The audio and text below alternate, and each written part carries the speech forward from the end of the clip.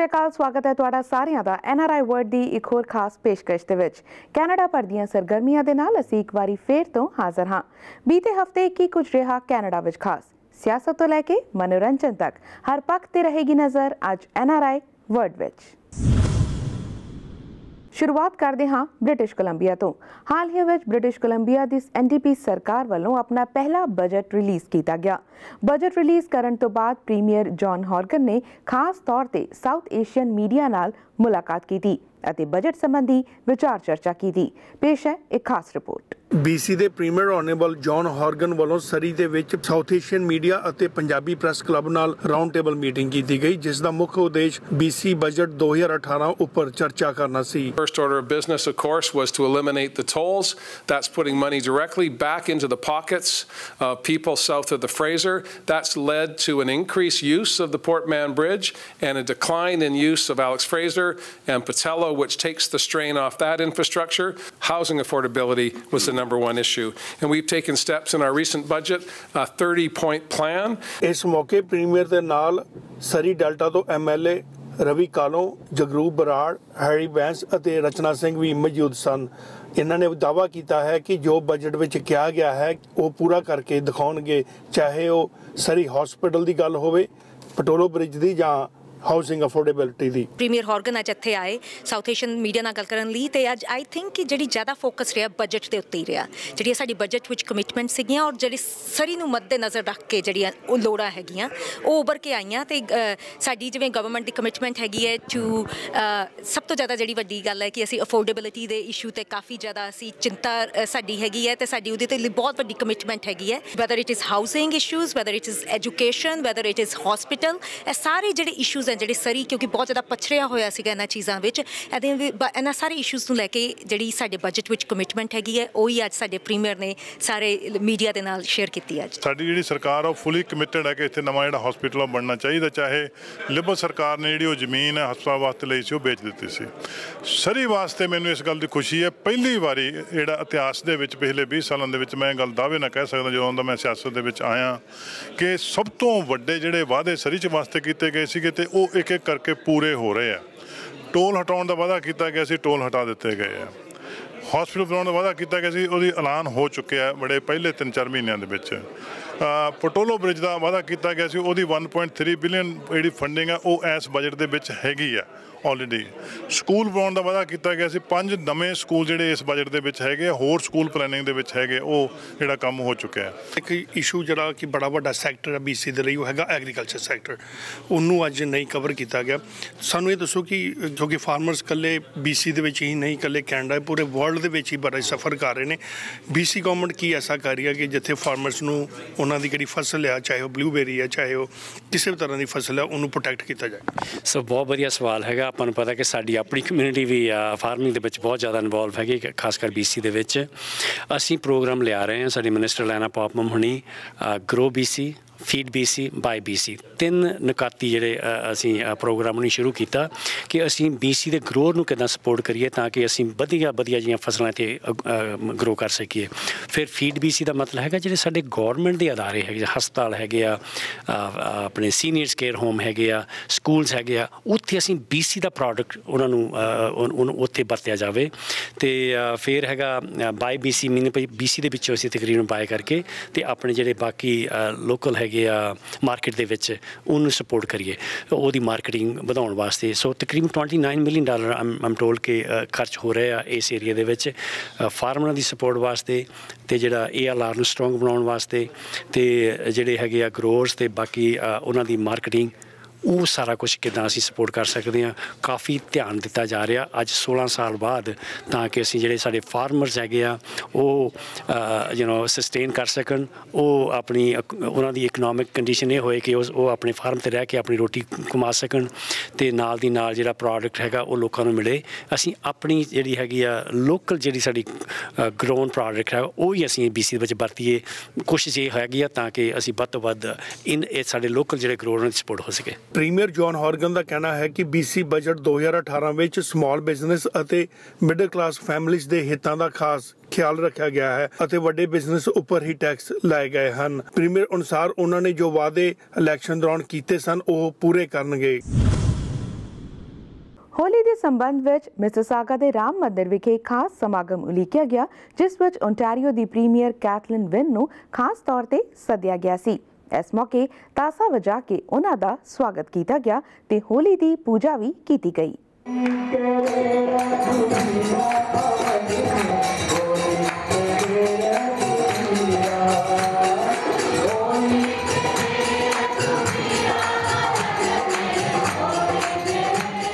होली तो बाद वीकेंड के ਵੱਖ-ਵੱਖ ਥਾਵਾਂ ਤੇ ਹੋਲੀ ਸੰਬੰਧੀ ਇਵੈਂਟਸ ਆਰਗੇਨਾਈਜ਼ ਕੀਤੇ ਗਏ। ਮਿਸਿਸਾਗਾ ਦੇ ਵਿੱਚ ਸਥਿਤ ਰਾਮ ਮੰਦਿਰ ਦੇ ਵਿੱਚ ਆਯੋਜਿਤ ਕੀਤੇ ਹੋਲੀ ਇਵੈਂਟ ਵਿੱਚ ਓਨਟਾਰੀਓ ਪ੍ਰੀਮੀਅਰ ਕੈਥਲੀਨ ਵਿਨ ਨੇ ਖਾਸ ਤੌਰ ਤੇ ਸ਼ਿਰਕਤ ਕੀਤੀ। ਪ੍ਰੀਮੀਅਰ ਕੈਥਲੀਨ ਵਿਨ ਦਾ ਸਵਾਗਤ ਢੋਲ ਦੇ ਨਾਲ ਕੀਤਾ ਗਿਆ।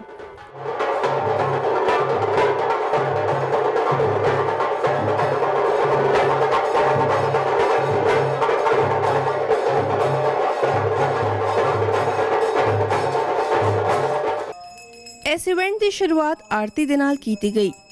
इस मौके कई मैंबर ऑफ प्रोविंशियल पार्लीमेंट्स भी मौजूद सन।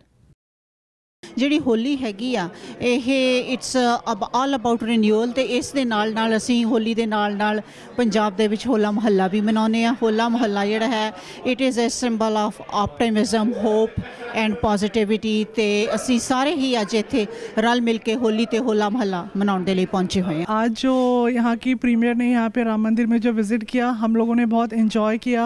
उनके आने की हमने बहुत सारी तैयारी कर रखी थी और सब लोगों ने मिलजुल कर होली का कार्यक्रम यहाँ पे सेलिब्रेट किया और हम लोगों को उनके आने से यहाँ बहुत खुशी हुई है।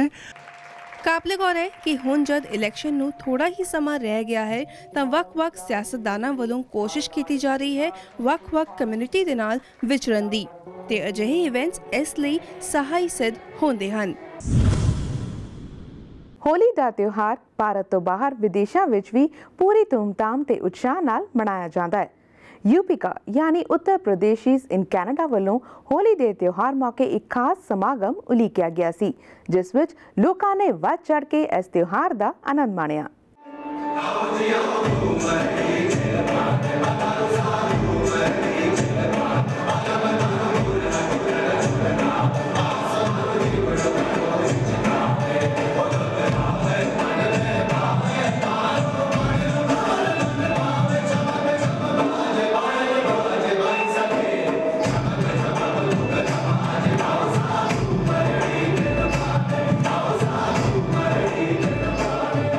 ਹੋਲੀ ਦੇ ਤਿਉਹਾਰ ਦੀਆਂ ਰੌਣਕਾਂ ਸਿਰਫ ਭਾਰਤ ਵਿੱਚ ਹੀ ਨਹੀਂ ਬਲਕਿ ਬਾਹਰਲੇ ਮੁਲਕਾਂ ਵਿੱਚ ਵੀ ਵੇਖਣ ਨੂੰ ਮਿਲੀਆਂ। ਕੈਨੇਡਾ ਦੇ ਵਿੱਚ ਵਸਦੀ ਇੰਡੋ ਕੈਨੇਡੀਅਨ ਕਮਿਊਨਿਟੀ ਨੇ ਫੈਸਟੀਵਲ ਆਫ ਕਲਰਸ ਨੂੰ ਬਹੁਤ ਹੀ ਧੂਮਧਾਮ ਦੇ ਨਾਲ ਆਪਣੇ ਪਰਿਵਾਰਕ ਮੈਂਬਰਾਂ ਦੇ ਨਾਲ ਮਿਲ ਕੇ ਸੈਲੀਬ੍ਰੇਟ ਕੀਤਾ। ਇਹ ਇਵੈਂਟ ਨॉन प्रॉफिट ऑर्गेनाइजेशन यूपीका ਵੱਲੋਂ आयोजित किया गया सी। मैं इस इवेंट में हर साल आता हूँ अपने परिवार के साथ, क्योंकि मुझे लगता है इससे मेरे परिवार, मेरे बच्चे सब जो है यूपी के रीति और रिवाजों से परिचित होते हैं। सबके साथ होली मनाने का एक अपना ही आनंद है और मैं यूपीका को हार्दिक बधाई दूंगा कि वो हर साल एक से बढ़कर एक आयोजन करते हैं होली मिलन समारोह का। सभी मेरे भाइयों बहनों को, देखने वालों को होली की हार्दिक शुभकामनाएं। कनाडा में, कनाडा से बाहर, हिंदुस्तान में जहाँ पे भी भारतीय रहते हैं सभी लोगों को होली की बहुत बहुत हार्दिक शुभकामनाएं। इस मौके भारतीय खाने के नाल बच्चों वालों भारतीय गाणियां उत्ते परफॉर्मेंसेस भी दित्तियां गईयां।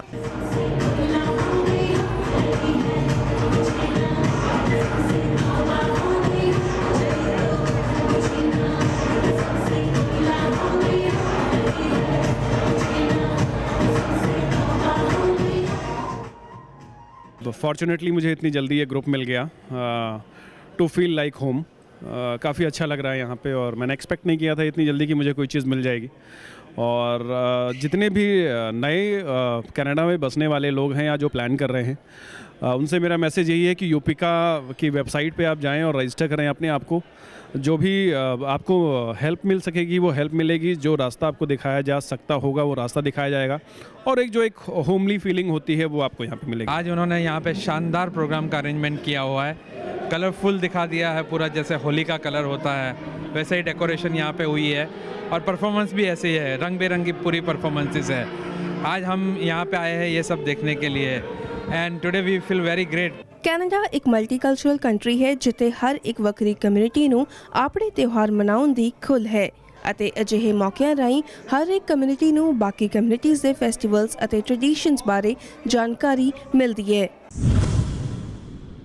NRI वर्ड विच फिलहाल समा हो गया एक ब्रेक का। ब्रेक तो बाद साडा ये सफर जारी रहेगा, तुसी बने रहो साडे नाल।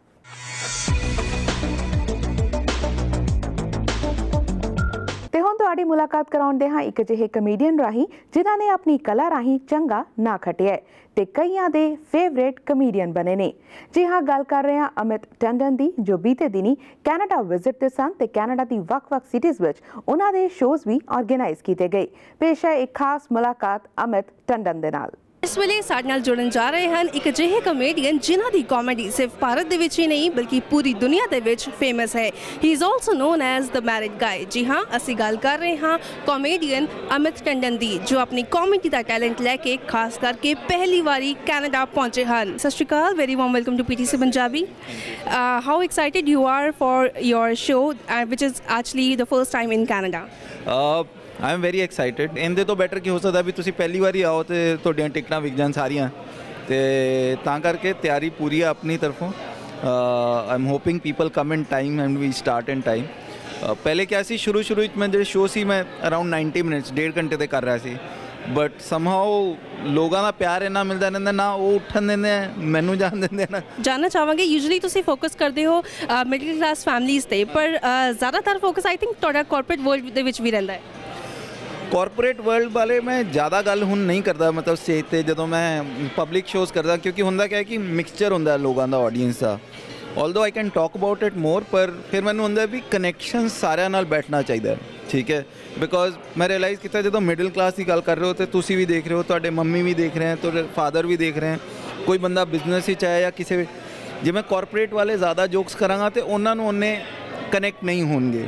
So I try to do more jokes which are related to middle class, husband, wife, relationships. They work with everybody, so I think सारे दा same दर्द है वो।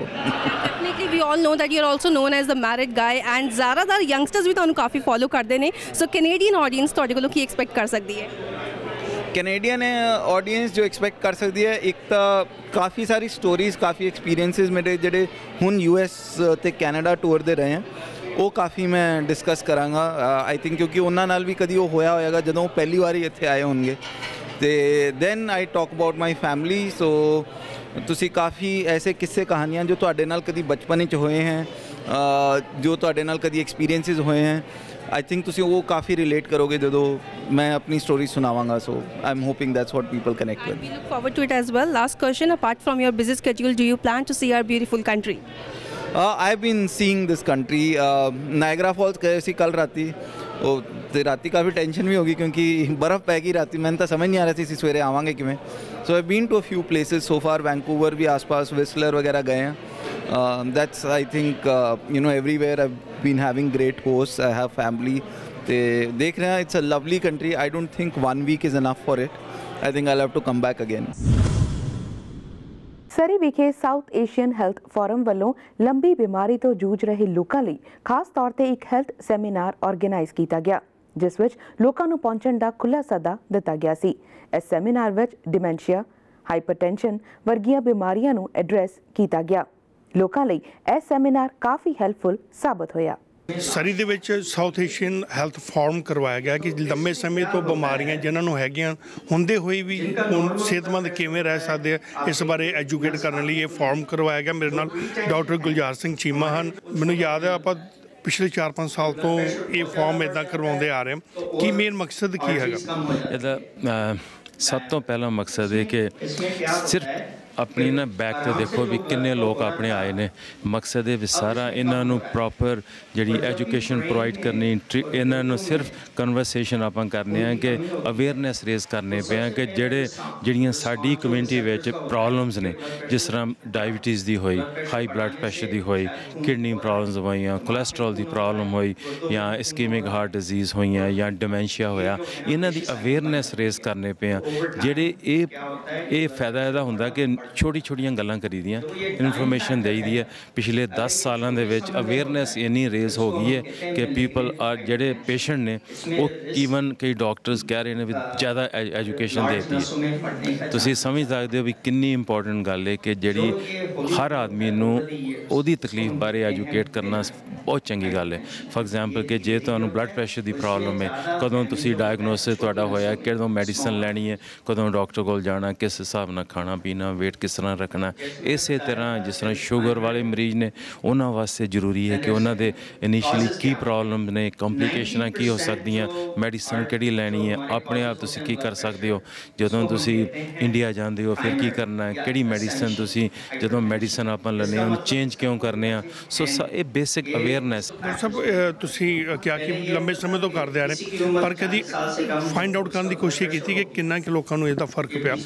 ਬਹੁਤ ਜ਼ਿਆਦਾ ਇਫੈਕਟਿਵ ਪ੍ਰੋਗਰਾਮ ਹੈ। We have done this across the province. ਇਹਦੇ ਨਾਲ ਅਸੀਂ ਕੋਈ ਜਿਹੜਾ ਆਨਲਾਈਨ ਨੇ ਹੈਲਥ ਨੈਟਵਰਕ ਇਹ ਸਟੋਰ ਕਰ ਦਿੰਦੇ ਹਾਂ ਸਾਰਾ। ਕੋਈ 48,000 ਜਿਹੜੀਆਂ ਹਿੱਟਸ ਹੋਈਆਂ ਨੇ ਇਹਦੇ 'ਤੇ ਲੋਕੀ ਵਾਚ ਕਰਦੇ ਨੇ। ਇਹਦਾ ਬਹੁਤ ਇਫੈਕਟਿਵ ਪ੍ਰੋਗਰਾਮ ਹੈ। ਇਸੇ ਕਰਕੇ ਜਿਹੜਾ ਪ੍ਰੋਵਿੰਸ ਇਹਨੂੰ ਫੰਡ ਕਰਦਾ ਕਿਉਂਕਿ ਇਹ ਪ੍ਰੀਵੈਂਸ਼ਨ ਬਾਰੇ ਹੈਗਾ, ਅਵੇਅਰਨੈਸ ਰੇਜ਼ ਕਰਨ ਬਾਰੇ ਹੈਗਾ, ਗੱਲਾਂ ਬਾਤਾਂ ਕਰਨ ਵਾਸਤੇ ਹੈਗਾ, ਸਮਝਣ ਲਈ ਹੈਗਾ।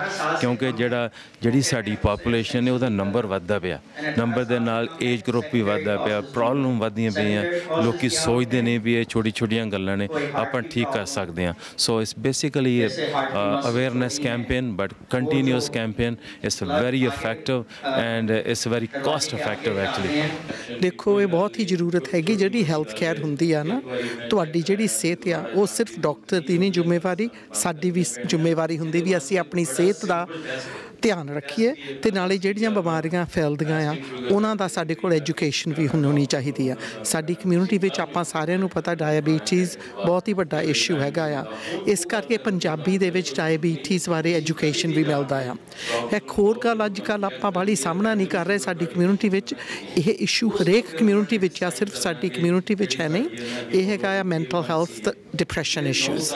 ਅਤੇ ਪਰ ਜਦੋਂ ਕਿਸੇ ਦੀ ਲੱਤ ਟੁੱਟੀ ਹੋਵੇ ਸਾਨੂੰ ਦਿਸਦਾ ਆ, ਉਹਦੇ ਉੱਪਰ ਪਲਾਸਟਰ ਲੱਗਾ ਹੁੰਦਾ, ਉਹ ਤੁਰੇ ਫਿਰਦੇ ਆ। ਜਦੋਂ ਕਿਸੇ ਦੀ ਬਾਂਹ ਟੁੱਟੀ ਹੋਵੇ ਉਹ ਵੀ ਦਿਸਦੀ ਆ। ਪਰ ਜਦੋਂ ਮੈਂਟਲ ਹੈਲਥ ਇਸ਼ੂਜ਼ ਹੋਣ, ਦਿਮਾਗੀ ਇਸ਼ੂਜ਼ ਹੋਣ, ਡਿਪਰੈਸ਼ਨ ਹੋਵੇ, ਉਹ ਅਸੀਂ ਬਾਜੇ ਵੇਲੇ ਕਹਦੇ ਤਾਂ ਐਵੇਂ ਨਖਰੇ ਕਰਦੇ ਆ, ਬੜੇ ਸੋਹਣੇ ਆ, ਨਵਾਂ ਸੂਟ ਪਾਇਆ ਤੁਰੀ ਫਿਰਦੀ ਆ। ਇਹ ਆਪਾਂ ਨੂੰ ਬਹੁਤ ਹੀ ਸਮਝਣ ਦੀ ਲੋੜ ਹੈਗੀ ਆ ਕਰਕੇ depression and mental health issues are number 1 issues hitting people right across all culture. ਮੈਂ ਪਹਿਲਾਂ ਵੀ ਪ੍ਰੋਗਰਾਮ ਤੇ ਆਉਂਦਾ ਰਹਿੰਦਾ, ਤਕਰੀਬਨ ਜਦ ਦੇ ਪ੍ਰੋਗਰਾਮ ਸ਼ੁਰੂ ਹੋਏ ਉਦੋਂ ਦਾ ਆਉਣਾ ਆ। ਇਹਦੇ ਨਾਲ ਸਾਡੀ ਸਿਹਤ 'ਤੇ ਬਹੁਤ ਫਰਕ ਆ। ਮੈਨੂੰ ਕੋਈ ਬਿਮਾਰੀ ਨਹੀਂ ਹੈ, ਮੈਂ ਖਾਣਾ ਹਿਸਾਬ ਨਾਲ ਖਾਂਦਾ। ਔਰ ਜਿਹੜੀ ਸਾਡੇ ਫੈਮਿਲੀ ਮੈਂਬਰ ਆ ਜਾਂ ਰਿਸ਼ਤੇਦਾਰ ਆ ਸਾਡੇ ਸੀਨੀਅਰ ਸੈਂਟਰਾਂ ਦੇ ਵਿੱਚ ਆਉਂਦੇ ਆ, ਉਹਨਾਂ ਨੂੰ ਮੈਂ ਦੱਸਦਾ ਆ ਵੀ ਖਾਣਾ ਕਿੱਦਾਂ ਦਾ ਖਾਣਾ, ਸ਼ੂਗਰ ਤੇ ਡਾਇਬੀਟੀਜ਼ ਤੇ ਕਿੱਦਾਂ ਕੰਟਰੋਲ ਕਰਨਾ ਜਿਨ੍ਹਾਂ ਨੂੰ ਹੈਗੀ ਆ। एक्चुअली ये प्रोग्राम बहुत ही खूबसूरत प्रोग्राम है और बहुत ही फ़ायदेमंद प्रोग्राम है। इस तो पहला आईकॉन वालिया ने काफ़ी ट्रेनिंग्स भी दित्तियां ने डायबिटीज़ दे विच भी, और बहुत पुरानी जिहड़ी बीमारी है उन्हां दे बारे च भी, ऐसियां डिजीज़ खास करके सीनियर्स नूं आंदियां ने जिस तरह डायबिटीज़ है, ब्लड प्रेशर है, आर्थराइटिस है। ये बीमारियां ऐसियां ने क्रॉनिक डिजीज़, ਇਹ ਬਿਮਾਰੀਆਂ ਐਸੀਆਂ ਨੇ ਜਦੋਂ ਇੱਕ ਵਾਰੀ ਆ ਜਾਣ ਤਾਂ ਖਤਮ ਨਹੀਂ ਹੁੰਦੀਆਂ। ਇਹ UBC ਦਾ ਪ੍ਰੋਗਰਾਮ ਹੈ ਪੰਜਾਬੀ ਭਾਸ਼ਾ ਦੇ ਵਿੱਚ। ਲੋਕੀ ਇੰਨੇ ਕਈ ਵਾਰੀ ਟਰਾਈ ਕਰਦੇ ਨੇ ਵੀ ਆਪਾਂ ਪੰਜਾਬੀ ਨੂੰ ਪ੍ਰਮੋਟ ਕਰੀਏ। ਦਿਸ ਇਜ਼ ਅਨਦਰ ਵੇ ਵੀ ਆਪਾਂ ਇਹਨੂੰ ਕਿਸ ਤਰੀਕੇ ਨਾਲ ਪ੍ਰਮੋਟ ਕਰਨੇ ਪਿਆ ਕਿ ਕਿਉਂਕਿ ਜਿਹੜੇ ਲੋਕ ਪੰਜਾਬੀ 'ਚ ਬੋਲੀ ਗੱਲ ਸਮਝ ਸਕਦੇ ਨੇ ਡਿਜ਼ੀਜ਼ ਬਾਰੇ, ਕਈ ਵਾਰੀ ਦੂਜੀ ਗੱਲ 'ਚ ਨਹੀਂ ਸਮਝ ਆਉਂਦੀ। ਡਾਕਟਰ ਸਾਹਿਬ ਦਾ ਬਹੁਤ ਵਧੀਆ ਕਹਿਣਾ। ਸਾਊਥ ਏਸ਼ੀਅਨ ਜਿਹੜਾ ਹੈਲਥ ਫਾਰਮ ਹੋ ਰਿਹਾ ਬੜਾ ਬਹੁਤ ਵਧੀਆ, ਜਿਸ ਨੂੰ ਪ੍ਰੋਵਿੰਸ BC ਗੌਰਮੈਂਟ ਵੀ ਫੰਡ ਕਰ ਰਹੀ ਹੈ। ਅਤੇ ਅੱਜ ਦੇਖ ਸਕਦੇ ਹੋ ਤੁਸੀਂ ਵੱਡੀ ਗਿਣਤੀ ਦੇ ਵਿੱਚ ਸਾਡੇ ਮਗਰ ਲੋਕ ਆਏ ਹੋਏ ਹਨ, ਤੁਸੀਂ ਦੇਖ ਸਕਦੇ ਹੋ ਕੈਮਰੇ ਦੇ ਵਿੱਚ ਵੀ। ਅਤੇ ਇਸ ਫੋਰਮ ਦਾ ਜੋ ਲਾਹਾ ਲੈ ਰਹੇ ਨੇ, ਉੱਥੇ ਜੋ ਇਨਫੋਰਮੇਸ਼ਨ ਇਕੱਲੇ ਡਾਕਟਰ ਗੁਲਜ਼ਾਰ ਚੀਮਾ ਹੀ ਨਹੀਂ, ਇਹਨਾਂ ਦੇ ਨਾਲ ਹੋਰ ਵੀ ਕਈ ਡਾਕਟਰ ਇੱਥੇ ਪਹੁੰਚੇ ਹਨ। ਇੰਗਲਿਸ਼ ਦੇ ਵਿੱਚ, ਪੰਜਾਬੀ ਦੇ ਵਿੱਚ, ਹਿੰਦੀ ਦੇ ਵਿੱਚ, ਕਈ ਲੈਂਗੁਏਜ ਦੇ ਵਿੱਚ ਉਹਨਾਂ ਨੂੰ ਜਾਣਕਾਰੀ ਦਿੱਤੀ ਹੈ। ਸੋ ਇਸ ਦੇ ਨਾਲ ਹੀ ਹੋ ਗਿਆ ਸਮਾਂ ਤੁਹਾਡੇ ਤੋਂ ਇਜਾਜ਼ਤ ਲੈਣ ਦਾ, ਪਰ ਇਸ ਵਾਅਦੇ ਦੇ ਨਾਲ ਕਿ ਨੈਕਸਟ ਵੀਕ ਵੀ NRI ਵਰਡ ਦੀ ਪੇਸ਼ਕਸ਼ ਇਸੇ ਤਰ੍ਹਾਂ ਜਾਰੀ ਰਹੇਗੀ ਤੇ ਕੈਨੇਡਾ ਦੀਆਂ ਸਰਗਰਮੀਆਂ ਤੁਹਾਡੇ ਰੂਬਰੂ ਕਰਦੇ ਰਵਾਂਗੇ। ਮਿਲਾਂਗੇ next week. Till then, good bye and take care.